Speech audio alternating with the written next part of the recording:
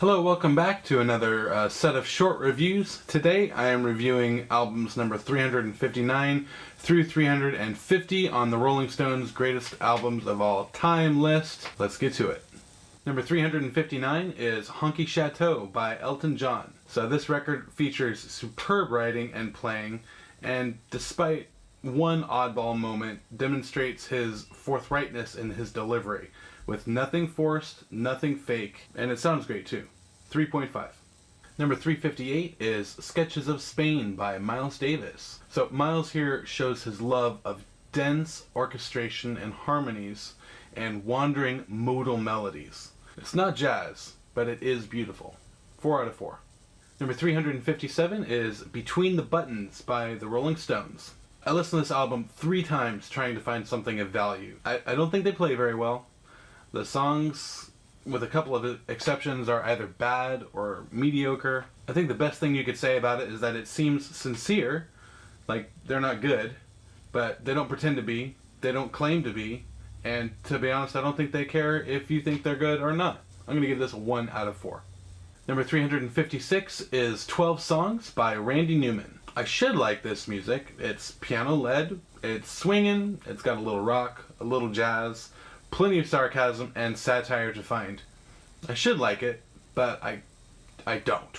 Objectively, it's a good album, especially if you like a bit of acidity in your music. 2 out of 4. Number 355 is Having a Rave Up with the Yardbirds by the Yardbirds. So this album itself was unavailable.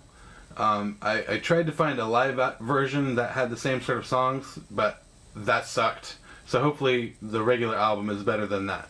Number 354 is 52nd Street by Billy Joel. Full of confidence and brimming with an eclectic palette of sounds and styles. These songs are suave fusion pop nuggets that point the way to the 1980s. Adventurous and relatable at their best, even though the ballads suck. 3 out of 4. Album 353 is My Beautiful Dark Twisted Fantasy by Kanye West. The sound of this album matches Kanye's ego. Epic, self-assured, and over the top. While Kanye's rapping itself is merely decent, the worlds and stories we hear on this album are virtuosic and cavernous. 3 out of 4. Number 352 is Brothers in Arms by Dire Straits. Now, Mark Knopfler is undoubtedly an awesome guitar player. I seriously don't know how this album of such monotonous snoozers got to be such a big hit. There's a few nice moments, but they pop in between long stretches of blah. 1 out of 4. Number 351 is Rust Never Sleeps by Neil Young and Crazy Horse. The acoustic songs by Neil Young at the beginning of this album made me stop and listen with intense concentration. Each of these is a masterwork of songwriting, economy of word, and use of accompaniment. The selections with the band Crazy Horse were good, not as impactful as Young's acoustic solo songs, but those acoustic songs are strong enough to bring this to a 4 out of 4 and a must listen for me. And lastly for this week of songs is number 350, which is Over, Under, Sideways, Down by the Yardbirds. This is pure psychedelia. The songs as songs aren't mind-blowing, but there's lots of delicious little musical moments here, especially by the lead guitarist and one of my musical inspirations, Jeff Beck. Definitely worth checking out if you're a fan of classic rock, early progressive rock, or the career of Jeff Beck. I'm going to give this a 2 out of 4.